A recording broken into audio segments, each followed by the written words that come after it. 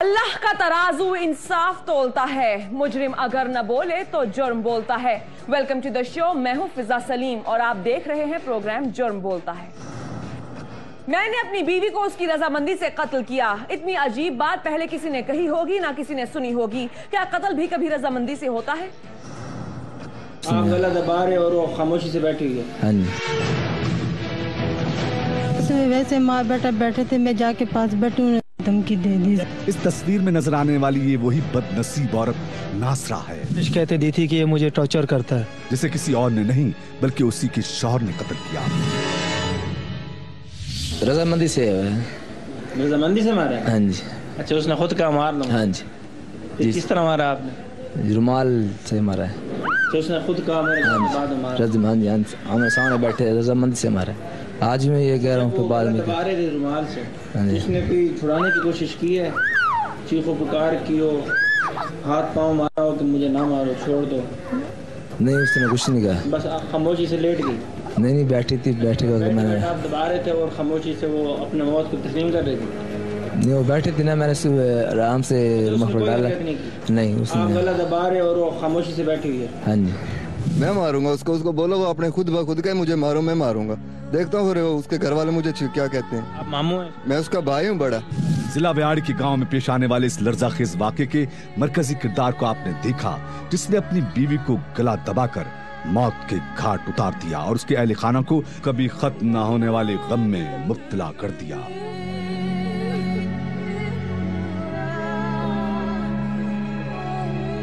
जी भी इस वक्त मौजूद है मकतूला नासरा के लवाकिन के साथ मौजूद है। यहाँ पे उनकी वालदा भी मौजूद है जो अशबार है। हम उससे सवाल से बात करते हैं कि आखिर क्या ऐसी वजह थी जिसकी बिना पर जो है खावन ने इसको इतनी बेदर्दी के साथ कत्ल किया है। 10 महीने हुए हैं शादीशुदा में।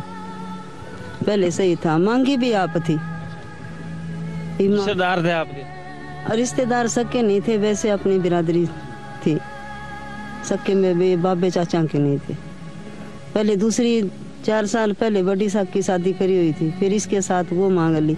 उसका ससुर आया, शादी करी, जिस दिन उसने मांगी मैंने दे दी।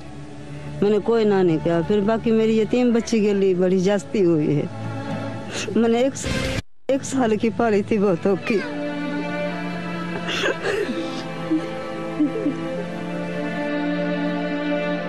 पता नहीं आपस में वैसे माँ बेटा बैठे थे, मैं जाके पास बैठी हूँ, धमकी दे दी से। उसके जो चचा की बेटी थी वो वापस जो है रूट के आ गई अपने? हाँ, मैं क्यों घर से यहाँ चक में सामान उठा लाई 200। उसकी रंजिश इस पे क्यों निकाली? पता नहीं क्या, ये उसका पता था। उसके बाद से लड़ाई झगड़ा शुरू हो गया था? हाँ जी। जाए वक़ुआ पर पहुंचने वाली खवातीन में एक मकतूला नासरा की भांजी भी थी, जिसने मकतूला की लाश के हवाले से जुर्म बोलता है की टीम को बताया। मैं उसकी भांजी हूँ। बड़े जब सुबह सुबह मैं इतला पहुंची तो हम वहाँ पहुंचे, देखा तो जो उनकी बीवियाँ थी कहने लगी इनको तो वो हो गया, दिल का टेक हुआ ऐसे। वो बार बार ये कपड़ा था ना वो इस तरह ढक रही थी। जब हमने देखा तो ये क्या, ये इसे क्यों कर रही है, हमें देखने क्यों नहीं दे रही। फिर हमने देखा तो उसके रस्सी का बिल्कुल निशाना था, बिल्कुल बारीक सा। फिर उसके देखा, हमने खोला तो ज्यादा ही निशान नजर आने लगा।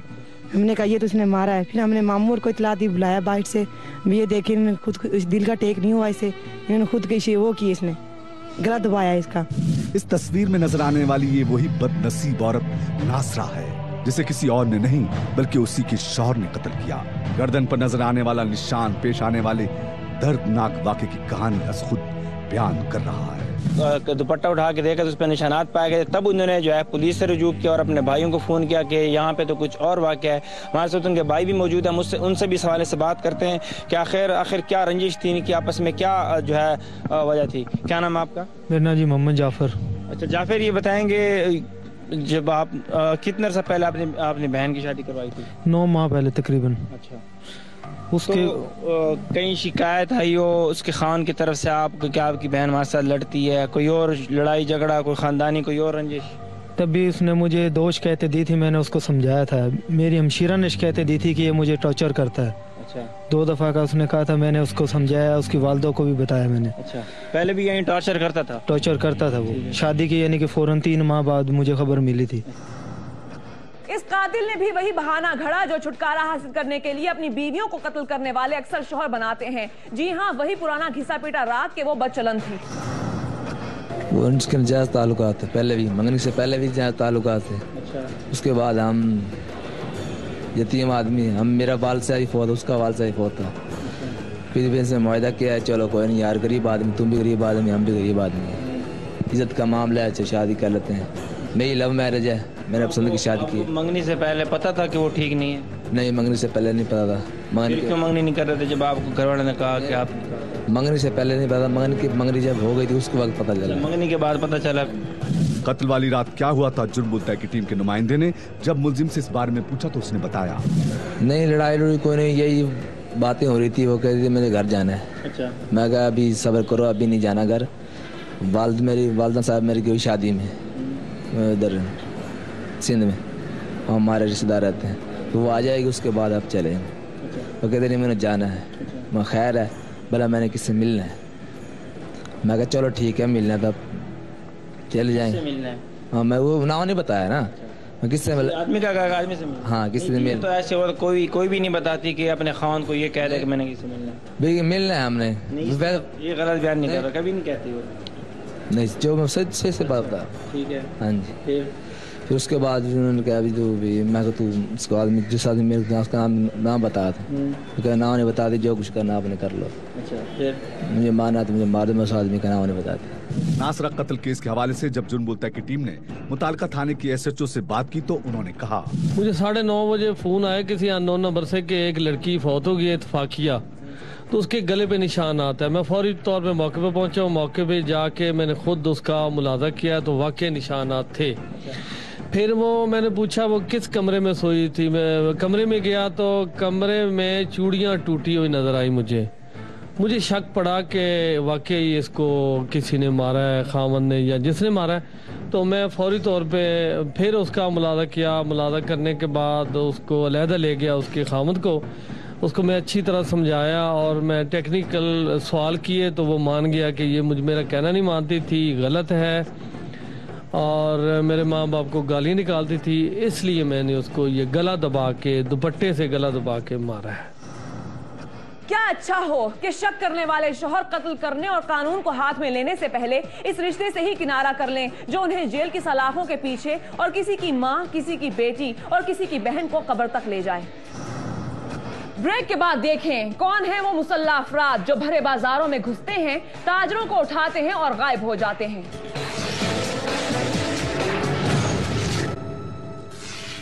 हम जुर्म करने वालों के दुश्मन हैं, लेकिन जुर्म के खिलाफ सीना तान कर खड़े होने वालों के साथ खड़े होते हैं। इसीलिए तो लाहौर के थाना गुलशन रावी की पुलिस ने आज जुर्म बोलता है की टीम को कॉल करके बुलाया है। जुर्म बोलता है की टीम लाहौर गुलशन रावी थाने के बाहर ही मौजूद है। और आपको याद होगा कि कुछ दिन कबल हमने एक अगवा की हवाले से थाना गुलशन रावी में हम लोग आए थे और हमें थाने के अंदर नहीं जाने दिया गया था। और उसके बाद हमने SP इन्वेस्टिगेशन को भी कॉल की थी और वो सब मनाजर जो हैं वो देखने वालों को भी याद होंगे। आज भी हमें थाना गुलशन रावी से कॉल आई है और इस बार पुलिस को ज़रूरत पड़ी है जुर्म बोलता है की टीम की। और उन्होंने कॉल की कि उनके पास एक ऐसा नेटवर्क है जो कि चोरी की मोटरसाइकिलें फ़रोख्त करता है, लेकिन जुर्म बोलता है की टीम सब कुछ मिला के अपनी पेशा वराना जो जिम्मेदारी है उसको निभाने के लिए थाना गुलशन रावी के बाहर आई है। वैसे तो थाना गुलशन रावी का गेट जुर्म बोलता की टीम पर बंद है, लेकिन आज क्योंकि हमने इसी थाने के साथ मिलकर जराइम पेशा नासिर के खिलाफ कार्रवाई करनी है तो मुमकिन है आज बंद दरवाजे खुल जाएं। ये जी थाना है और थाने के दरवाजे आज भी उसी तरीके से ही बंद हैं, लेकिन इस बार शायद आज जो है वो दरवाजे खुल जाएं और जुर्म बोलते की टीम अंदर चली जाए। कैमरा नहीं आएगा। कैमरा नहीं आएगा? हाँ जी भैया, रमजान साहब सब इंस्पेक्टर हैं जिन्होंने हमें कॉल की है। अच्छा, पता करते हैं जी, बुलाते हैं, बुलवाए। कैमरा नहीं आएगा आज भी। न जाने कैमरे से इतना खौफजदा क्यों है ये पुलिस एहलकार। बहरहाल रमजान साहब को बाहर बुलाया है। रमजान साहब के पास क्या इन्फॉर्मेशन है, कहाँ पर रेड करनी है, ये कैमरा ऑन ही रहेगा और इसी ऑन कैमरे में हम बात करेंगे उनके साथ। अब की बार भी हमें अंदर नहीं बुलाया गया बल्कि पुलिस ऑफिसर खुद चलकर बाहर आ गया। रमजान साहब, आपने मुझे कॉल की थी, कोई नेटवर्क है जिसको आप लोग गिरफ्तार करने जा रहे हैं, क्या कहानी क्या है? जी, एक गिरोह है, मोटरसाइकिलें चोरी करता है, चोरी करने के बाद आगे मोटरसाइकिलें फरोख्त करता है। तो हमारा उनसे रब्ता हुआ है, अभी हमारी बात हुई है, मोटरसाइकिल लेने अभी हमने जाना है उनके पास। चोरी की मोटरसाइकिल है तो ये 10-12 हज़ार में फरोख्त कर देते हैं, आगे मोटरसाइकिलें चोरी करते हैं।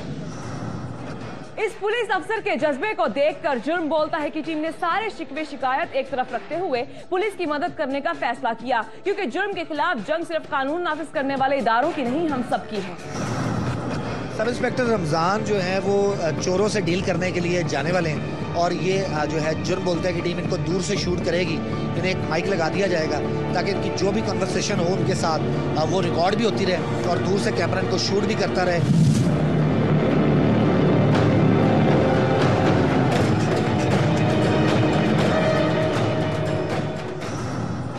जराइम पेशा अनासिर भेस बदल बदल कर वार करते हैं और एतबार उन्हीं पर करते हैं जो उनके रंग रूप से मिलता जुलता हो। तभी तो आज इस गैंग को बेनकाब करने के लिए सब इंस्पेक्टर को वर्दी उतारनी पड़ी है।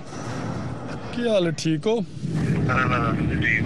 हाँ ठीक है। एक मोटरसाइकिल तानू क्या सी यार, मोटरसाइकिल चाहिए सी एक 70 चाहिए। एक मोटरसाइकिल है अपने कोल ते पर थोड़ी महंगी है। चलो हुण जरूरत है ते मोटरसाइकिल लेनी है। मैं तानू क्या होया ते इस मोटरसाइकिल खड़ी है दसो कहंदे ते लेने। मोटरसाइकिल चोर ने मुलाकात के लिए जो जगह बताई उसे जानकर हम सब हैरान रह गए। 12,000 रुपया डील पाई गई है और गुलशन रवि मून मार्केट का वक्त दिया गया। देखते हैं पुलिस और नन्ना भट्ट के दरमियान होने वाली इस डील का फायदा किसको होता है। पुलिस का 12,000 डूबता है या इस डकैत गैंग को दिन में तारे दिखते हैं। जुर्म बोलता है कि टीम पुलिस अफसर के साथ फुटबॉल स्टेडियम की बैक साइड पर पहुंच चुकी है, जहां इस क्रिमिनल ने सब इंस्पेक्टर को अपना घात समझकर बुलाया है। सब इंस्पेक्टर निकल चुका है और अब इसको हम लोग जो है शूट करेंगे इंतहाई महारत से ताकि किसी को पता भी ना चले। सब इंस्पेक्टर रमजान ने नन्ना भट्ट को कॉल की तो वो ज्यादा दूर नहीं बल्कि करीब ही खड़ा बड़ी बेचैनी से अपने घात का इंतजार कर रहा था। ये देखिए, वो सामने खड़ा शख्स कोई और नहीं नन्ना भट्ट है। वही नन्ना भट्ट जो चोरी की मोटरसाइकिलों को उधर से इधर और इधर से उधर करने में माहिर समझा जाता है।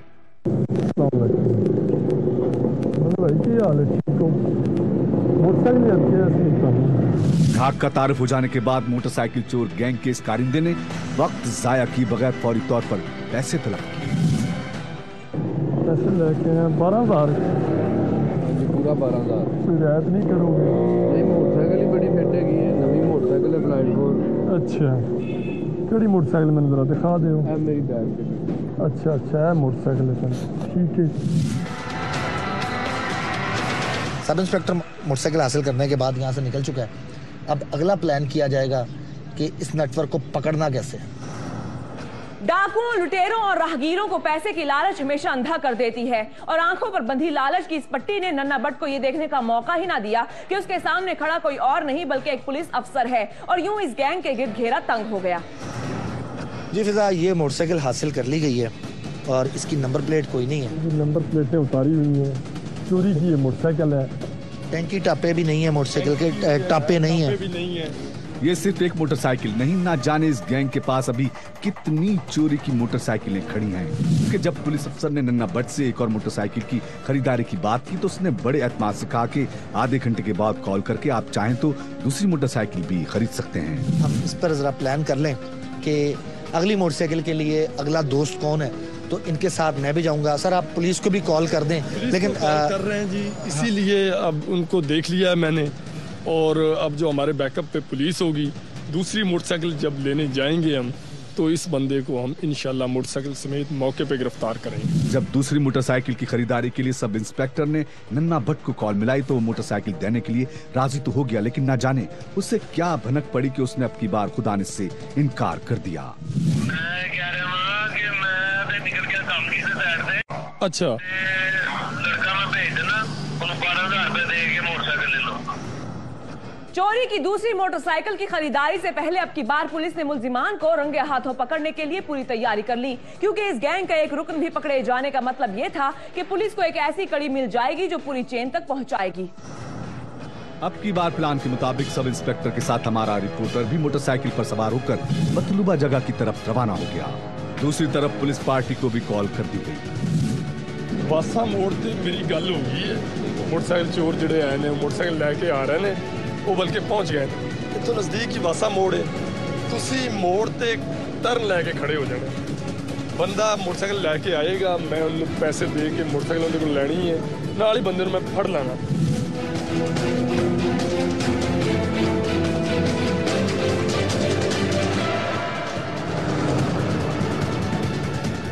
जुर्म बोलता है कि टीम का रिपोर्टर और सब इंस्पेक्टर ठीक उस जगह पर पहुंच चुके हैं जहां मोटरसाइकिल चोर गैंग का एक कारिंदा इंतजार कर रहा है। हाँ जी, नन्हे बट ने भेजा था मोटरसाइकिल लैनी सी, उन्होंने कहा सी मैं अच्छा मोटरसाइकिल भिजवाइए। चोरी का मोटरसाइकिल बेचने वाले की नजर 12,000 पर थी कि सब इंस्पेक्टर का हाथ उसकी गर्दन तक पहुंच गया।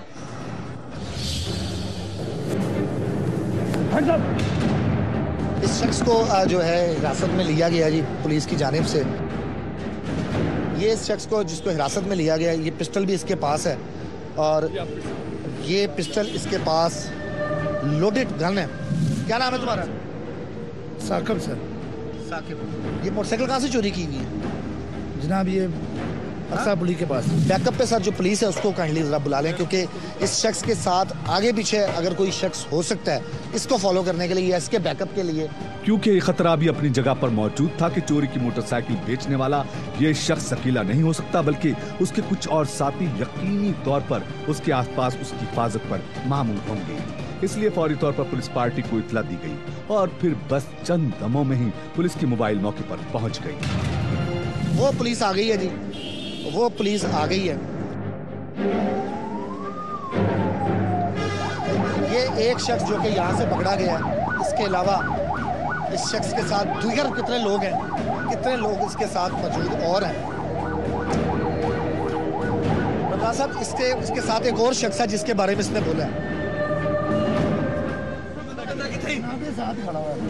ये सब्जी के पास, ये रेडी के पास, ये जनाब ये फल वाली रेडी के पास। पकड़े गए मुलजिम का दूसरा साथी कहीं और नहीं बल्कि साथ वाली सड़क पर एक फल फरोश की रेड़ी के साथ खड़ा था। ये इंफॉर्मेशन मिलते ही पुलिस और जुर्म बोलता है की टीम ने उस तरफ दौड़ लगा दी।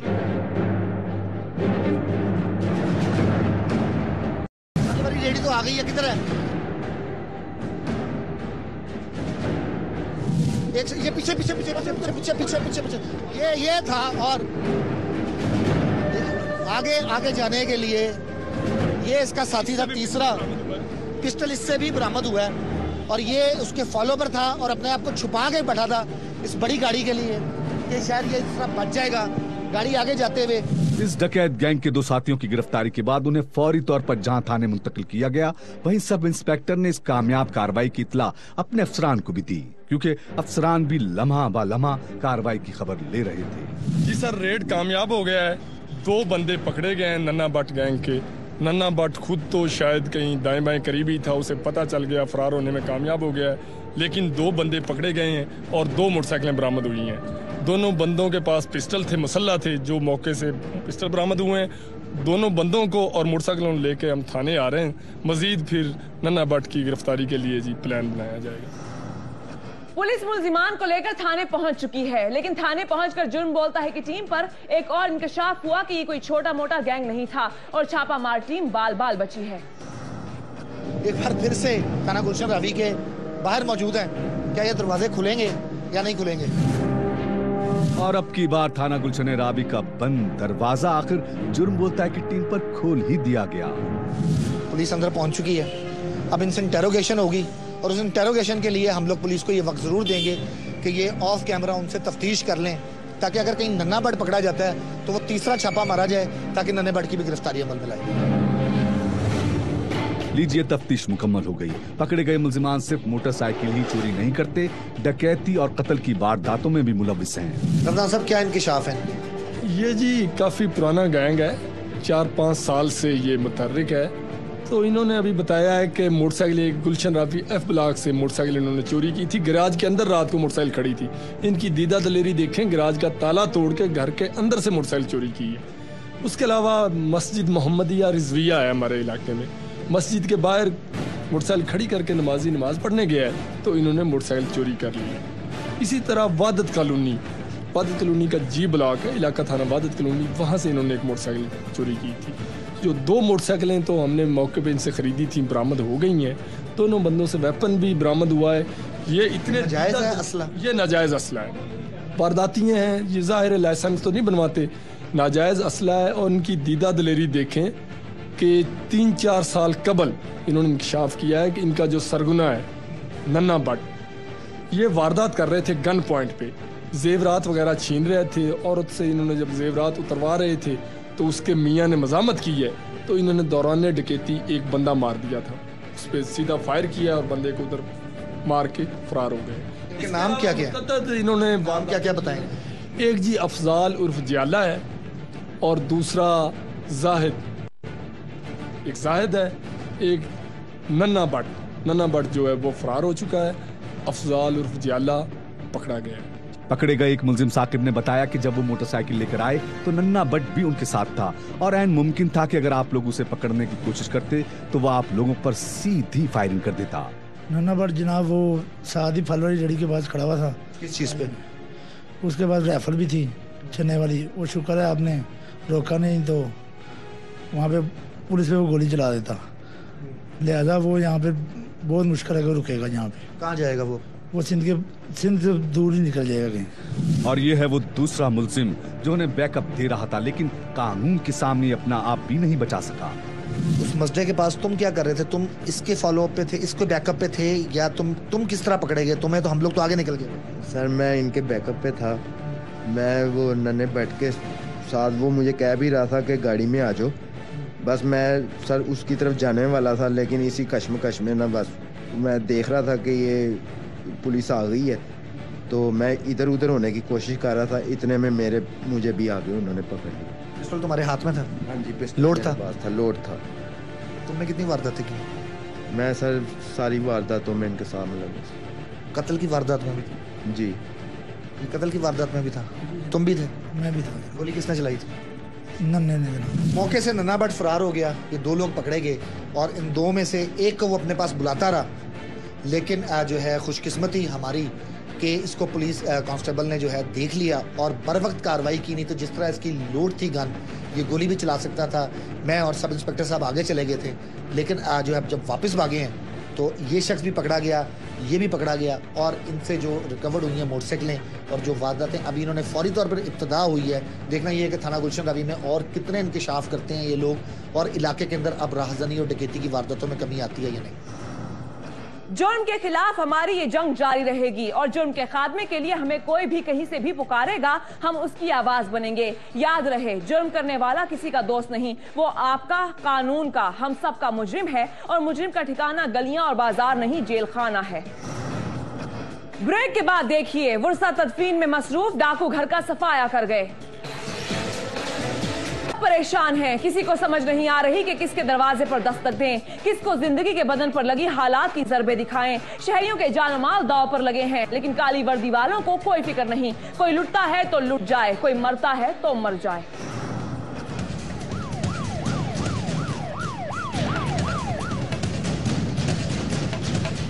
अजब बेहिसी है, निजाम चलाने वाले अपनी मौज मस्तियों में लगे हुए हैं और इस मुल्क के बासियों का कोई पुरसाने हाल नहीं।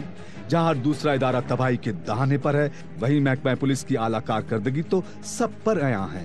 एक तरफ अमन के ख्वाब दिखाए जाते हैं और दूसरी तरफ सड़कें लाशों से सज जाती हैं।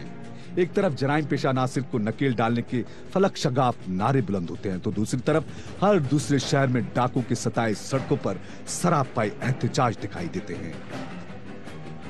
एहतजाज करते ये लोग लाहौर के थाना शादरा टाउन के हैं, जहां पिछले 2 माह से डकैती की वारदातों का गिराफ हिमालय को छू रहा है। हर माह 20 से 25 डकैती की ऐसी वारदातें तो रजिस्टर्ड होती हैं और रिपोर्ट न होने वाली वारदातें उसके अलावा हैं। हमारे इलाके में जुराइम का एक गढ़ बन चुका है। जितनी वारदातें हमारे इलाके में होती हैं, अगर वो मीडिया पे आए या उन्हें कवरेज मिले तो आप परेशान हो जाएं। उसके बरकस हमारी जो लोकल इंतजामिया है, उनके कह रहे हैं कि सर पे जूं तक नहीं रेंगती। किसी के सर पर जूं नहीं रेंग रही। और दूसरी तरफ थाना शादरा की हदूद में डाकुओं ने अपने बचाव के लिए एक नया अंदाज अपना लिया है। हर दूसरी वारदात में डाकू पुलिस की वर्दी में मलबूस होते हैं और अब शहरियों के लिए मुसीबत ये आन पड़ी है कि उनके लिए डाकुओं और पुलिस के दरमियान फर्क करना मुश्किल हो गया है। और दूसरी तरफ पड़ रहा है डाके पर डाका। थाना शादरा की हुदूद में एक और अफसोसनाक वाकया। इस वक्त मैं जावेद जो मकतूल है, जो शहीद हो गए थे कराची में बम ब्लास्ट में, उनके भाई के घर मौजूद हूँ, जहाँ पर लाखों रुपए का जो सामान है, सोना था, नकदी थी, यहाँ पर डाकू आए, ताले तोड़कर इनके घर से वो लूट कर फरार हो गए। ये है वो मजलूम बहन जो अभी भाई की मौत के गम से निकल ना पाई थी कि डाकू ने उसे एक और सदमे से दो चार कर दिया। कोई पता नहीं भाई कैसे हुआ। सन फोन आया 2 बजे फोन आया था, आपका भाई शहीद हो गया। तो ऐसे ताले लगा के उधर को चले गए। 3-3 बजे से निकल गए घर से। मेरा भाई छोटा है हैदराबाद से, वो लेने वास्ते डेड बॉडी लेने वास्ते कराची पहुंचा। रात को 2:30 बजे घर पहुंचे। भाई की डेड बॉडी लेके बाद पता नहीं की होया बच्चे। मेरे भाई का सारा सामान लूट जेवर मेरी भाभी का ले गए, पैसे ले गए। यकीन नहीं आता, हवस की भूख के हाथों यरगमाल अशरफुल मखलूकात इंसान इतना भी गिर सकता है कि एक खानदान अपने प्यारे की तदफीन कर रहा हो और दूसरी तरफ घर को खाली पाकर सफाया कर दिया जाए। ये है शहीद होने वाले रेंजर सहलकार का भाई, जिसे फोन पर बताया गया कि डाकू सब कुछ लूट कर ले गए। 2 बजे भाई का जनाजा हुआ है, गार्ड ऑफ ऑनर के साथ उसको उन्होंने दफन किया है। तो भाई मेरे बहनोई उधर से वापस आए हैं जनाजे से। शाम को वो इधर आए हैं चक्कर लगाने के लिए, क्योंकि सामने उनकी सिस्टर का घर है, वहाँ पे आए हैं। तो देखा और दरवाज़ा खुला हुआ था। उन्होंने कहा कि वो तो गाँव गए हैं, तो दरवाज़ा कैसे खुल गया। जब वो अंदर आए हैं तो ये देखा और कोई चीज़ नहीं थी। उन्होंने मेरे साथ रब्ता किया कि यार ऐसा हुआ है। तो मैं तो पहले सदमे में था मेरे, क्योंकि भाई जो हैं उनकी वो शहीद हो गए थे। लेकिन इन लोगों ने मेरा सारा सामान तकरीबन 8 लाख मेरा इधर नकदी थी, जेवर था, तमाम वो उठा के ले गए। डाकुओं ने पूरी तसल्ली के साथ एक एक चीज को चेक किया, क्योंकि उन्हें पूरा यकीन था कि इस घर के बासी इतनी जल्दी लौट कर नहीं आने वाले। ये देखिए, ये बिखरा हुआ सामान इस बात का गवाह है कि डाकुओं ने बगैर किसी डर और खौफ के किस तरह इन लोगों के खून पसीने की कमाई पर हाथ साफ किया। मैं दिखाऊंगा आपको वो बाकी सामान जो यहाँ पर ये पेटी पड़ी हुई। जी बताएंगे कि इसमें क्या था इस पेटी में? जो पैसे थे, लेकिन इसमें कोई ज्यादा सामान नहीं था, क्योंकि इसके उन्होंने ताले तोड़े हैं। जब कुछ नहीं मिला तो फिर उन्होंने सेफ का जो है ना वो दरवाजा तोड़ा है। मुल्जिमान ताले पर ताला तोड़ते रहे और हर कीमती चीज से अपनी जंबीलें भरते रहे।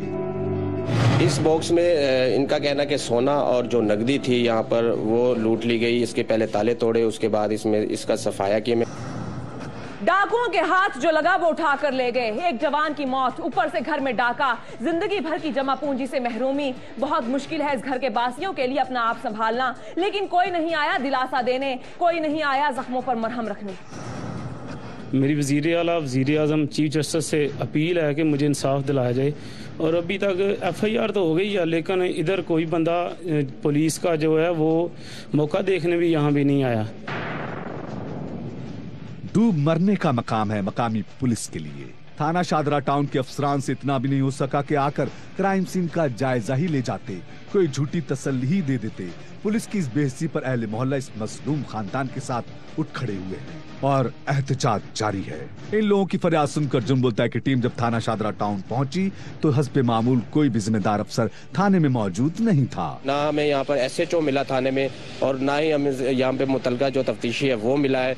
लेकिन ये जो वारदातें हैं ये कब रुकेगी? ये इन्होंने ही रोकनी है, यही मुहाफिज हैं। इनको ही इसी सिलसिले इसी काम की तनख्वाह दी जाती है कि यहाँ पर लोगों को प्रोटेक्शन दी जाए। हमारी इस रिपोर्ट के तवस्सुत से यकीनी तौर पर थाना शादरा टाउन की नाकिस कारकर्दगी IG पंजाब तक पहुंच चुकी होगी और हमें पूरी उम्मीद है कि वो इस रिपोर्ट पर एक्शन लेंगे, वरना जुर्म तो बोलता रहेगा।